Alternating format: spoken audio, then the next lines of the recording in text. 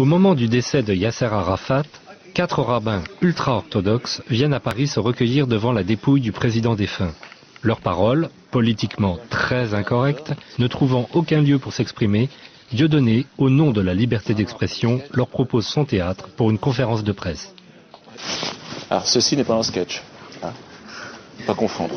Quelques rares journalistes y assistent, pas un article n'a été publié.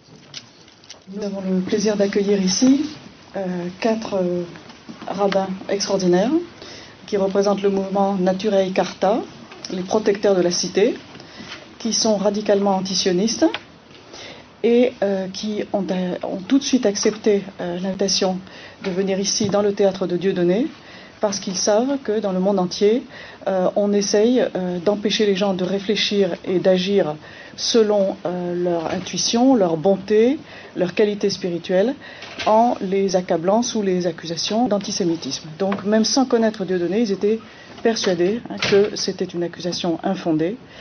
Et donc je pense qu'il y a beaucoup d'échanges qui peuvent avoir lieu entre toutes les sensibilités tellement variées que nous représentons.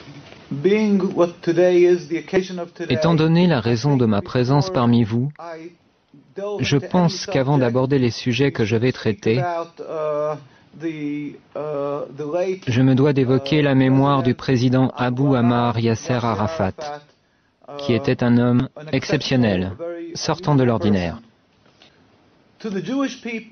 Pour le peuple juif, contrairement à la croyance populaire, c'était également une personne à l'esprit clair. Il avait une vision de l'avenir, une compréhension très profonde de ce qu'est vraiment le judaïsme et de ce qu'est le sionisme.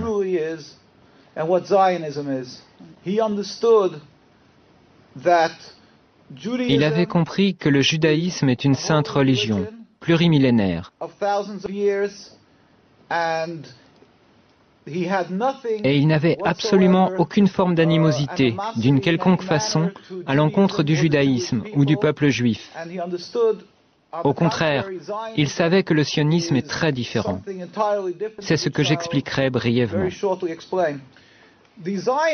Les sionistes, bien entendu, le dépeignirent sous les traits d'un antisémite, comme ils le font de n'importe qui, en Europe ou ailleurs dans le monde, qui tenterait de se dresser contre l'État criminel d'Israël et contre les agissements criminels qui émanent de l'État d'Israël. Ils affirment de manière automatique que cet opposant est antisémite, afin d'étouffer son opposition en la faisant passer pour une lutte contre Dieu. Ils donnent à croire que toute personne qui s'oppose au sionisme et à Israël serait quelqu'un qui blasphémerait la Bible et nourrirait de la haine envers les Juifs. Maintenant, je vais vous expliquer brièvement ce qu'est le sionisme. Comme je vous l'ai dit, le judaïsme est une religion plurimillénaire. Elle remonte aux patriarches Abraham, Isaac et Jacob. Le sionisme est à peine centenaire, créé par Theodor Herzl et ses amis, des gens totalement athées, des gens qui étaient totalement étrangers à la religion, qui détestaient la religion. D'après la croyance juive, depuis la destruction du Temple il y a près de 2000 ans, c'est-à-dire depuis l'exil du peuple juif, Dieu a fait jurer au peuple juif de ne point tenter de retourner en masse sur la terre d'Israël.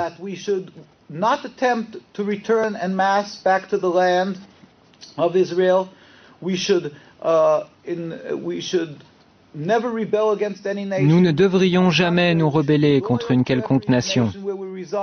Et nous ne devrions jamais rien tenter afin de mettre un terme au décret exilique émanant de Dieu. Seul Dieu, sans la moindre intervention humaine, peut mettre un terme à cet exil. Et Dieu est très compatissant. Il regarde tous les peuples qu'il a créés, et donc le peuple juif parmi eux, dans l'exil. Et c'est quand il jugera le moment opportun qu'il mettra immédiatement un terme à l'exil. Il se produira alors une révolution métaphysique dans le monde.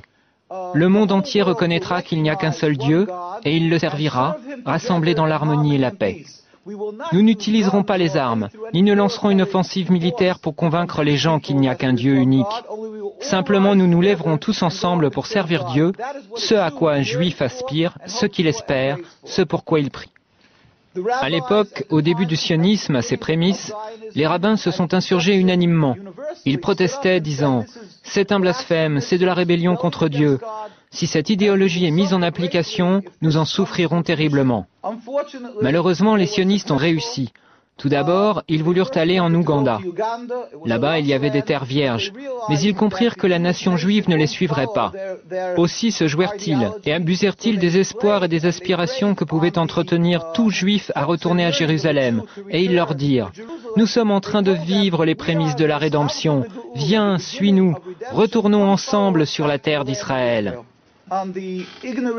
S'appuyant sur l'ignorance des multitudes non-juives dans le monde entier, ils abusèrent de leur compassion, escomptant qu'elle prendrait pour argent comptant ce que dit la Bible, à savoir que cette terre appartient aux Juifs, et diraient qu'on leur donne la terre.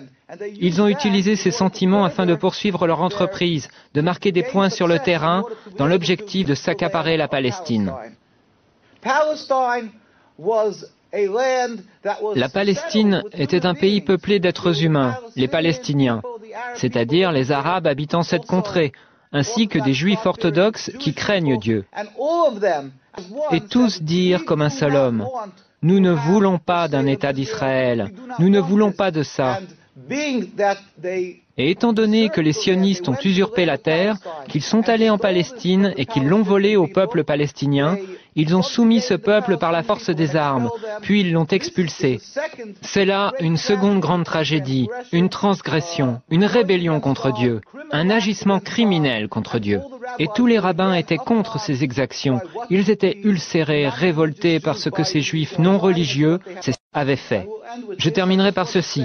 Je tiens à dire simplement que les sionistes, bien loin d'être les protecteurs des juifs et les garants d'un havre de sécurité pour eux, sont en réalité les principaux responsables de l'antisémitisme dans l'ensemble du monde.